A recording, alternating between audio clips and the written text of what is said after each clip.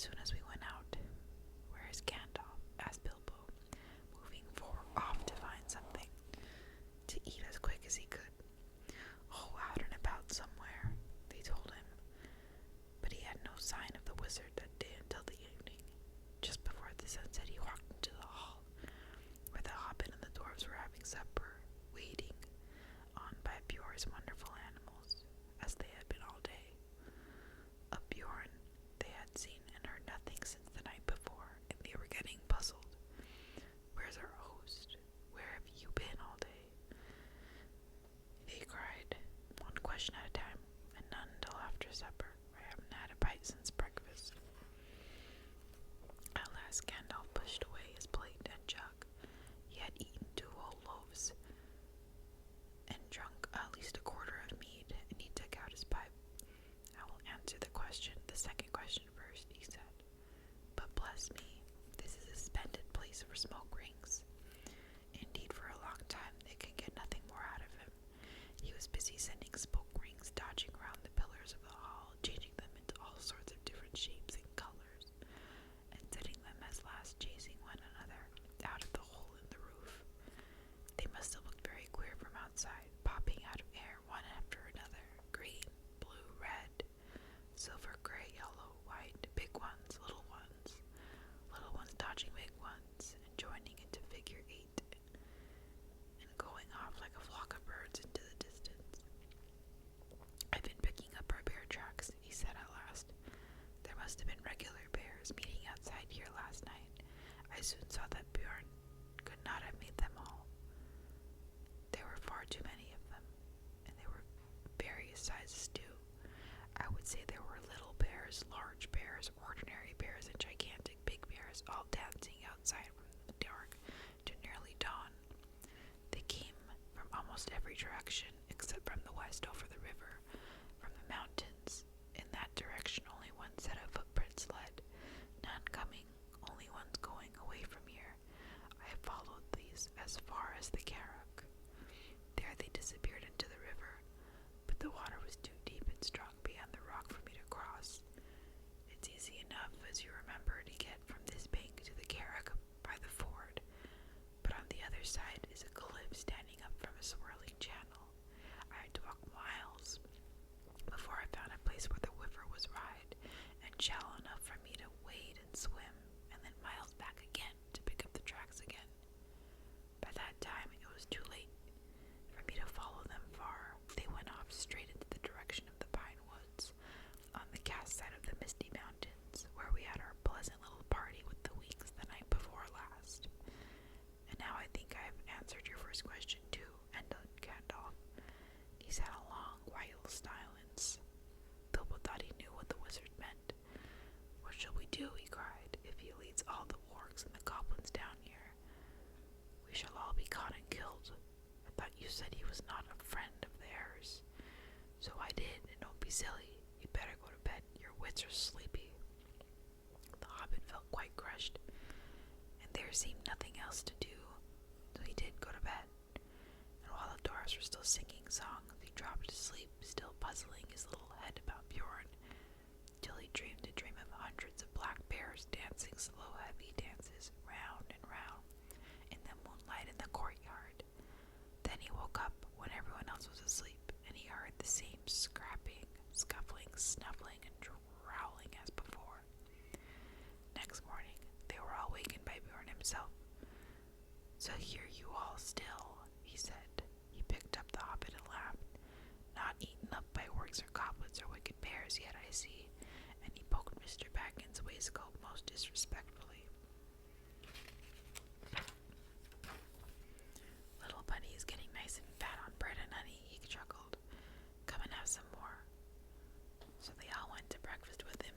Bjorn was very jolly for a change. Indeed, he seemed to be in splendidly good humor, and sat them all laughing with his funny stories. Nor did they have to wonder long where he'd been, or where he was nice to see them. For them, he told himself. He had been over the river and right back up into the mountains, for which you can guess that he could travel quickly and bear shape at any rate. From the Burled Wolf Gate, he had soon found out that the part of their story was true.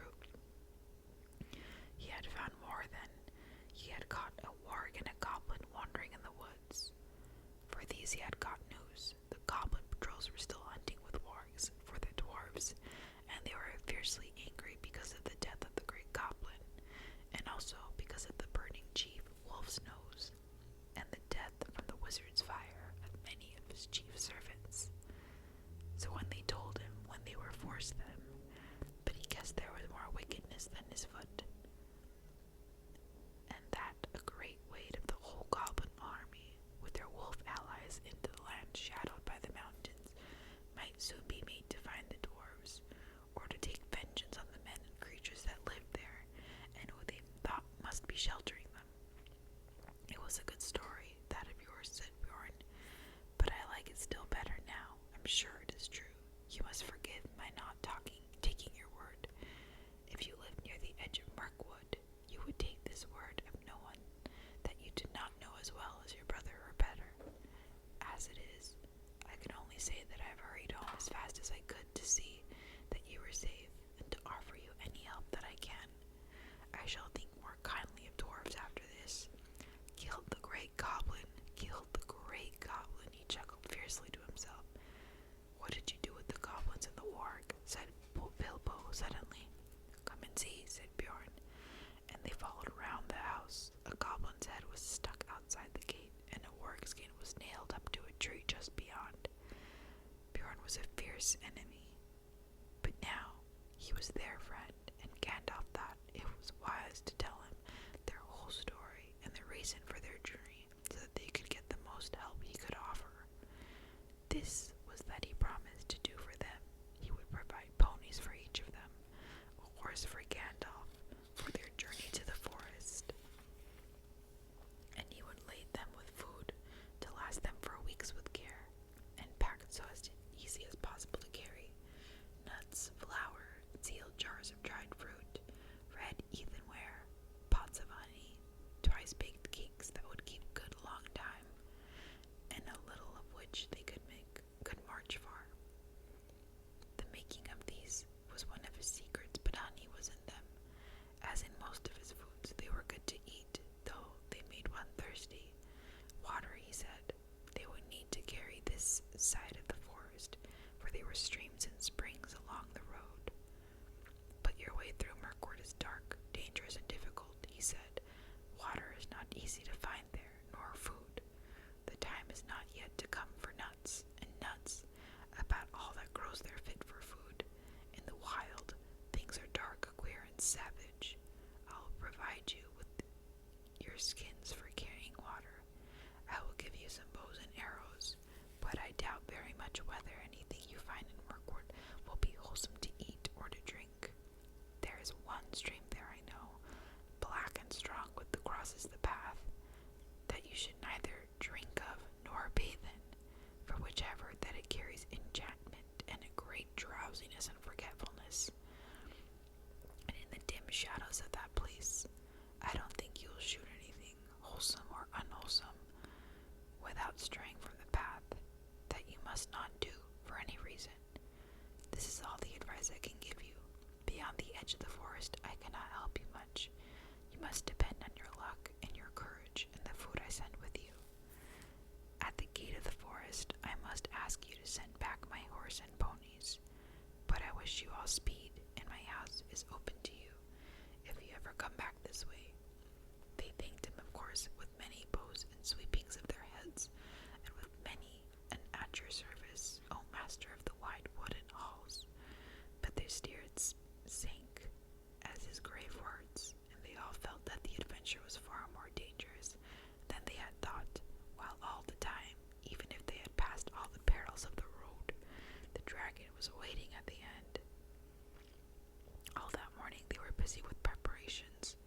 Soon after midday they ate with Bjorn for the last time, and after the meal they mounted the steeds he was lending them, and bidding him many farewells, they rode off through his gate at a good pace. As soon as they left his high hedges at the east of the fenced lands, they turned north and then bore to the northwest. By his advice, they were no longer making for the main forest road to the south of his land. Had they followed the path, their path would have led them down a stream from the mountains that joined the great river miles south of the Carrock.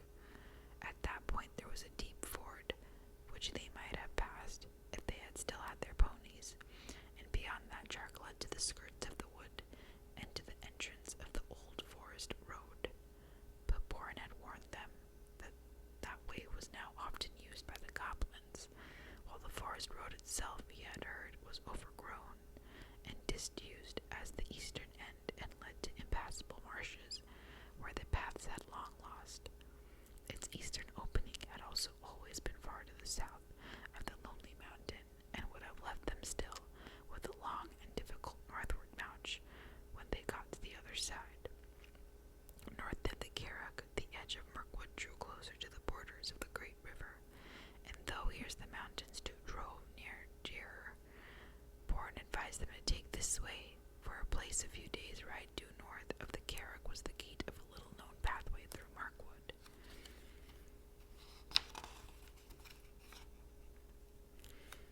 It almost led straight toward the lonely mountain.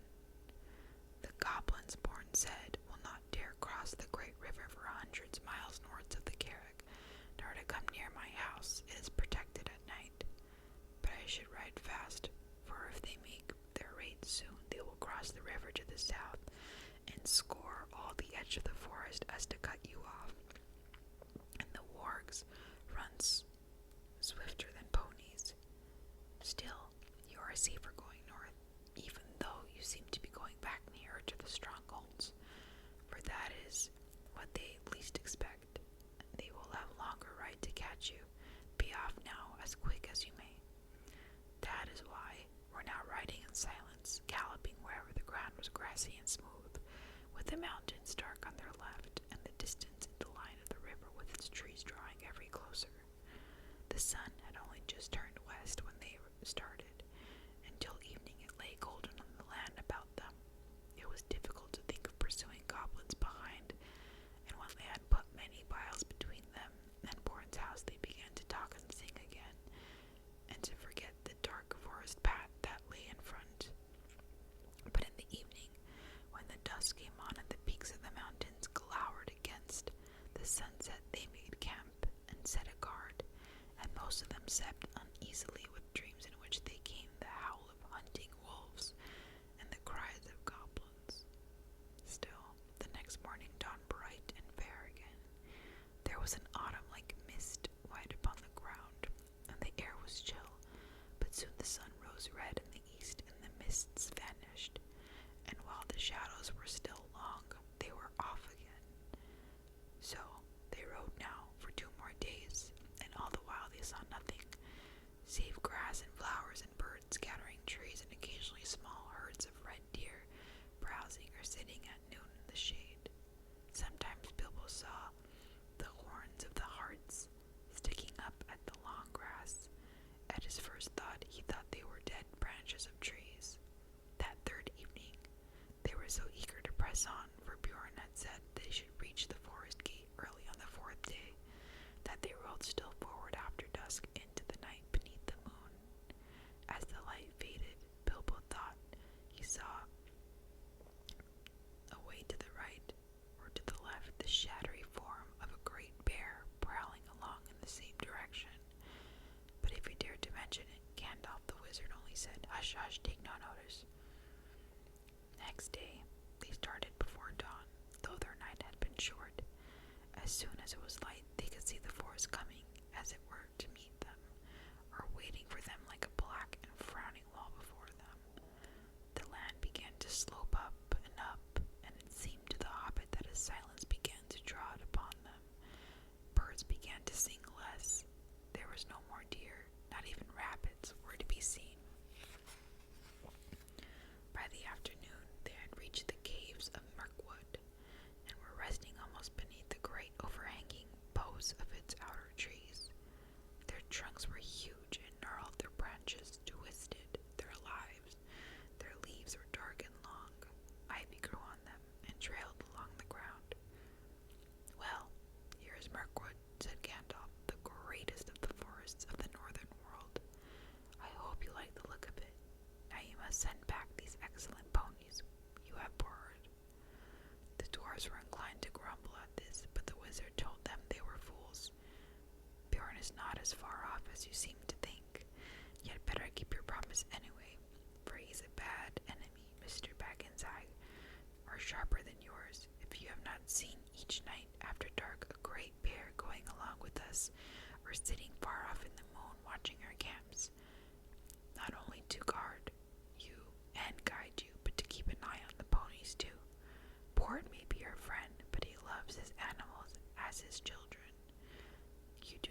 guess what kindness he has shown you in letting dwarves ride them so far and fast, nor would want to happen if you tried to take them into the forest. What about the horse then? Said Thorin. You don't mention sending that back. I don't, because I'm not sending it. What about your promise then? I will look after that. I'm not sending the horse back, I'm riding it. They knew that Gandalf was going to leave them the very edge of the Mirkwood, as they would despair. But nothing they could say would change his mind. Now he had all this out before. When he landed on the Carrog, he said, It's no use arguing. I have, as I told you, some pressing business away south.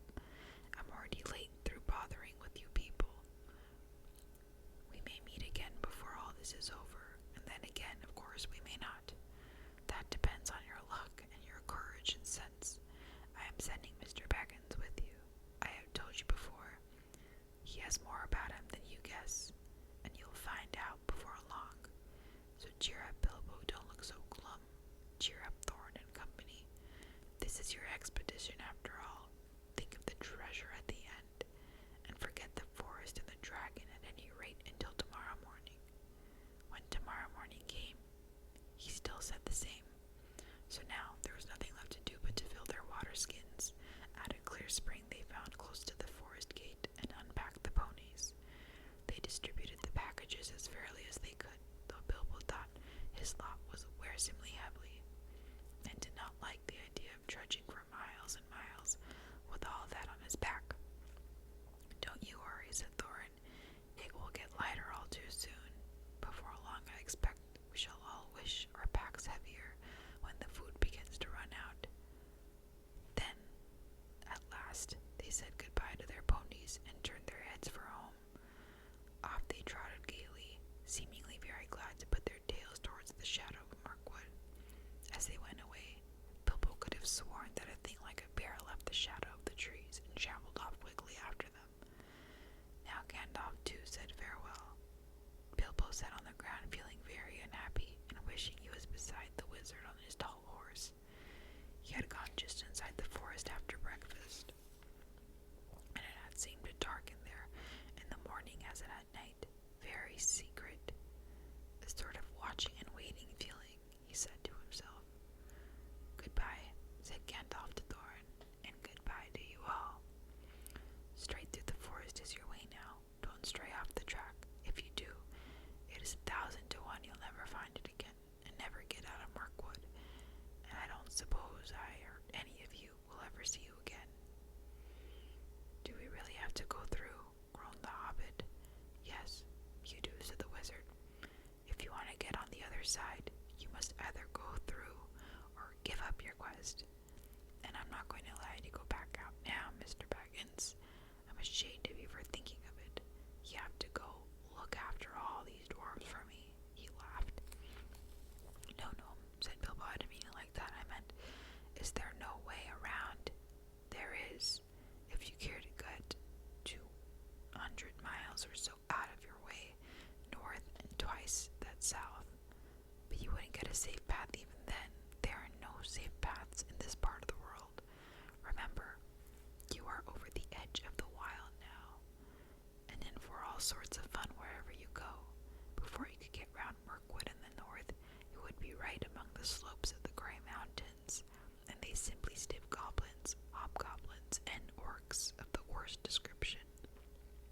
Before you could even get around the south, you'd get into the land of the necromancer, and even you, Bilbo, won't need me to tell you the tales of the black sorcerer. I don't advise you go anywhere near the places overlooked by his dark tower. Stick to the forest track. Keep your spirits up. Hope for the best, and with a tremendous slice of luck, you may come out one day and see the long marshes lying below you, and beyond them, high in the east, the lonely mountain where dear old Smaug lives, though I hope he's not expecting you. Very comforting you are, to be sure, growled Thorin. Goodbye. If you won't come with us, you'd better get off without any more talk.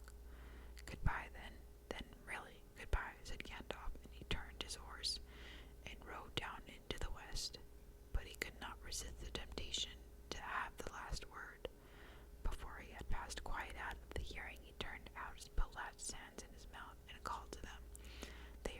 voice come faintly.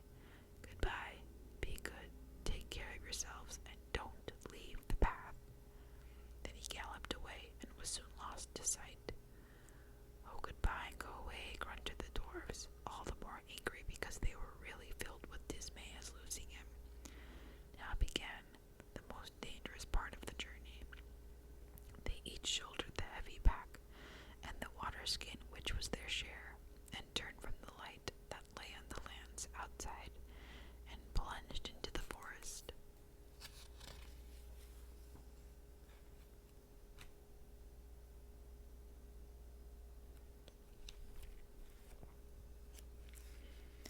Okay, everyone, will go ahead and continue the reading into chapter 8. It's a long chapter, so we're going to break it up into one or two readings. Chapter 8, Flies and Spiders. They walked in single file. The entrance to the path was a sort of arc, leading into a gloomy tunnel made by two great trees that leant together, too old and strangled with ivy, with hung like legion to bear, then a few blackened leaves. The path itself was narrow and wound in and out among the trunks. Soon the light at the gate was like a little bright hole far behind, and the quiet was so deep that their feet seemed to thump along while the trees leaned over them and listened. As their eyes became used to the dimness, they could see a little bit way to either side, a sort of darkened green glimmer.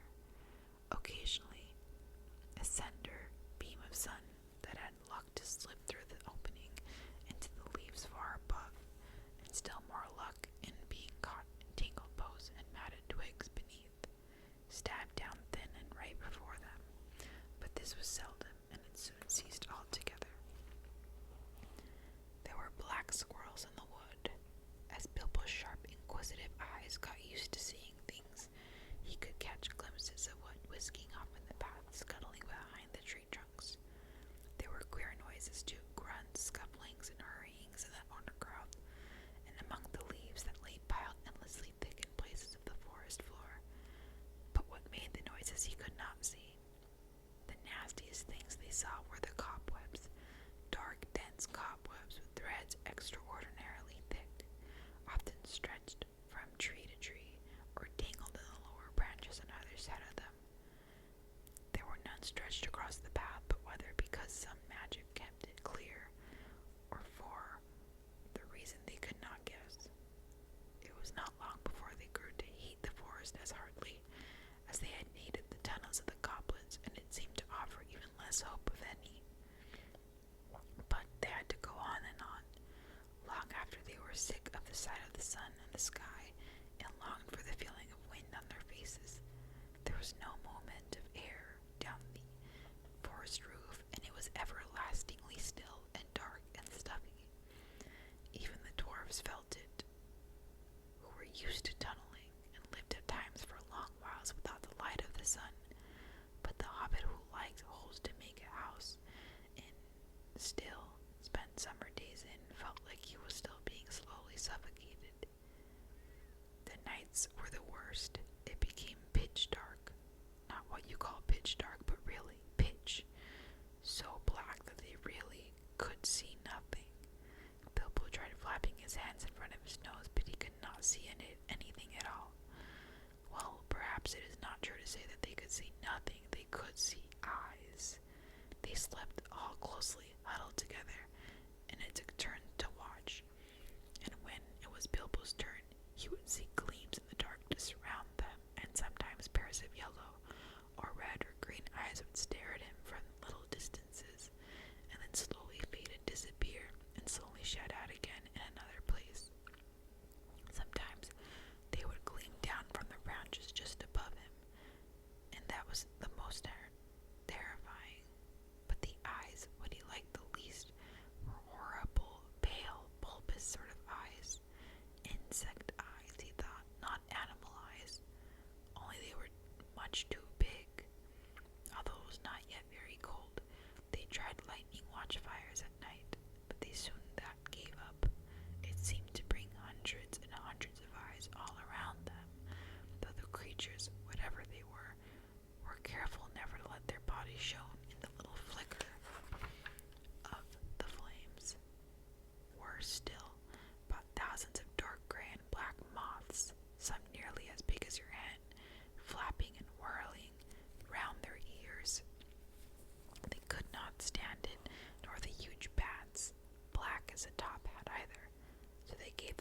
outdoors and sat at night and dozed in the enormous uncanny darkness. All this went on for what seemed to the Hobbit ages upon ages, and he was always hungry, for they were extremely careful with their provisions. Even so, as days followed days, and still the forest seemed just the same, they began to get anxious. The food would not last forever. It was in fact already beginning to get low. They tried shooting at the squirrels, and they wasted many arrows before they managed to bring one down to the path. But when they roasted it, it proved horrible to taste, and they shot no more squirrels. They were thirsty too, for they had none too much water, and in all the time they had seen neither spring nor stream. There was the state with one day they found the path blocked by a running water. It flowed fast and strong, but not very right across the way. It was black. Or looked at it in the gloom.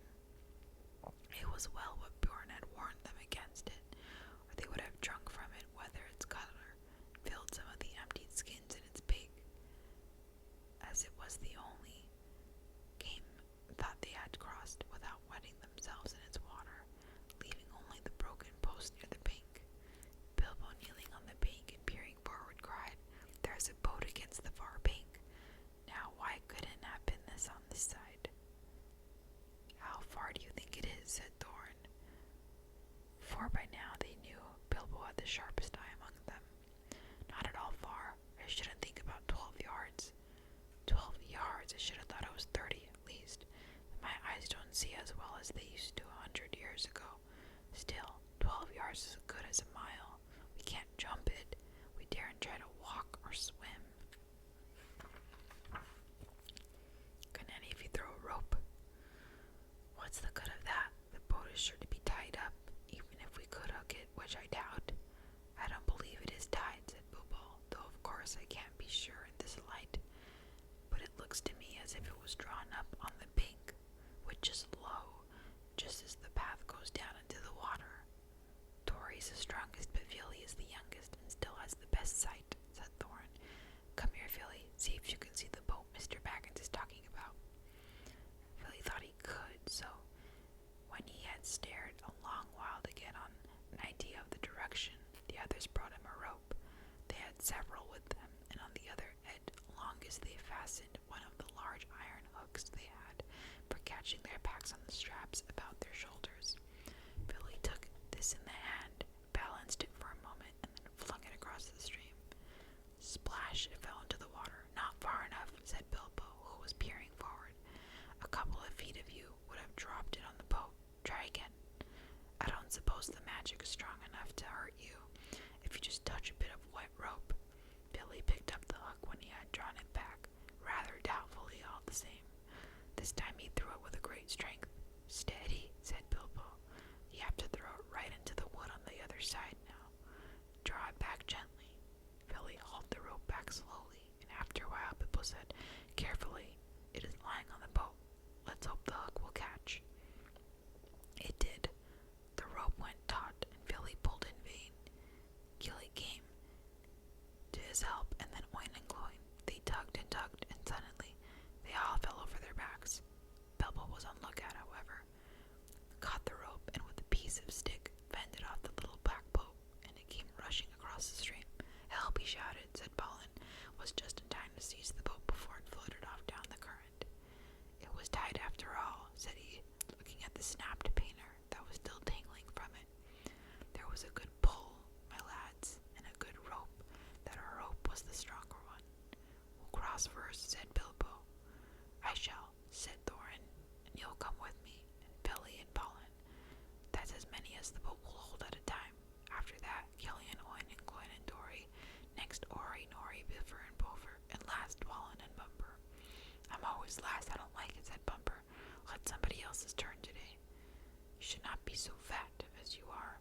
You must be the last and lightest boat, lad. Don't start grumbling against orders, or something bad will happen to you. There aren't any oars. How are you going to go push the boat across the fair bank?" asked the Hobbit. "Give me another length of rope and another hook," said Billy. And when they had got ready, he cast it into the darkness ahead, as high as he could throw it. Since it did not fall down again, saw that it must have stuck into the branches.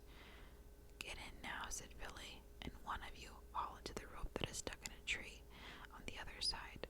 One of the others must keep hold of the hook we used at first, and when we are safe on the other side,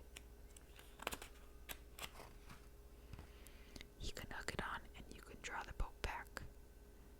In this way, we're all soon on the far bank, safe across the enchanted stream." Dalton had just been scrabbling out of the coiled rope on his arm, and Bumper was getting ready to follow, when something bad did happen. There was a flying sound of hooves on the path side. Out of the gloom came suddenly the shape of a flying deer. It charged into the dwarves and bowed them over, then gathered itself for a leap. High it sprang and cleared the water with a mighty jump, but it did not reach the other side in safety. Thorin was the only one who had kept his feet and his wits. As soon as they had landed, he had bent his bow and fitted an arrow in case any hidden guardian of the boat appeared. Now he sent a swift and sure shot into the leaping beast. As it reached the further bank, it stumbled. The shadows swallowed it up, but they had heard the sounds of hooves quickly faster, then go still. Before they could shout in praise of the shot, however, a dreadful wail from Bilbo put all the thoughts of venison out of their minds. "Bumper was fallen in. Bumper is drowning," he cried. It was only too true. Bumper had only one foot on the land when the heart bore down him and sprang over him. He had stumbled, wrestling the boat away from the bank, and then toppled back into the dark water, his hand slipping off the slimy ribs at the edge while the boat span slowly off and disappeared. They could see his hood above the water when they ran into the bank. Quickly, they flung a rope with a hook towards him. His hand caught it, and they pulled him to the shore. He was drenched from hair to boots, of course, but that was not the worst.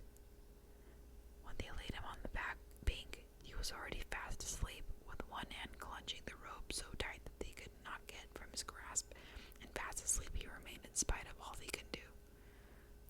They were still standing over him, cursing their ill luck and Bumper's clumsiness, and lamenting the loss of the boat, which made it impossible for them to go back and look for the heart, when they became aware of the dim blowing of horns in the wood and the sound of dogs baying far off.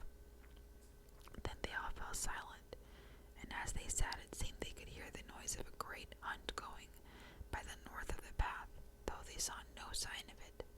There they sat for a long while and did not dare to make a move. Bumper slept on with a smile on his fat face, as he could no longer cared for all the troubles that vexed them. Suddenly on the path ahead appeared some white deer, and fawns as snowy white as the heart had been dark, but glimmered in the shadows. Before Thorin could cry out, 3 of the wolves had leaped to the feet and lost of arrows from their bows. None seemed to find their mark. The deer turned and vanished into the trees as silently as they came, and in vain the dwarves shot their arrows after them. "Stop! Stop!" said Thorin. But it was too late. The excited dwarves had wasted their last arrows, and now the bows that Born had given them were useless. They were a gloomy party that night, and the gloom gathered still deeper on them in the following days. They had crossed the enchanted stream, but beyond in the path seemed to struggle as just before. In the forest they could see no change.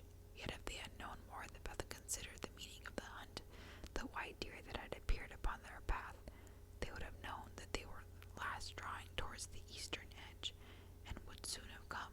They have kept their courage and their hope so thinner the trees, places for sunlight coming in. But they did not know this. They were burdened with the heavy body of Bumper, which they had to carry along them as best as they could, taking the wearisome task it turns for each while the others shared their packs. If these had not become all too light at the last few days, they would have never managed it. But a slumbering and smiling Bumper was a poor exchange for packs filled with food, however heavy. In a few days a time came when there was practically nothing left to eat or to drink, nothing wholesome could see growing in the wood, only funguses and herbs and pale leaves and an unpleasant smell. About 4 days from the enchanted stream, they came to a part from the trees where bright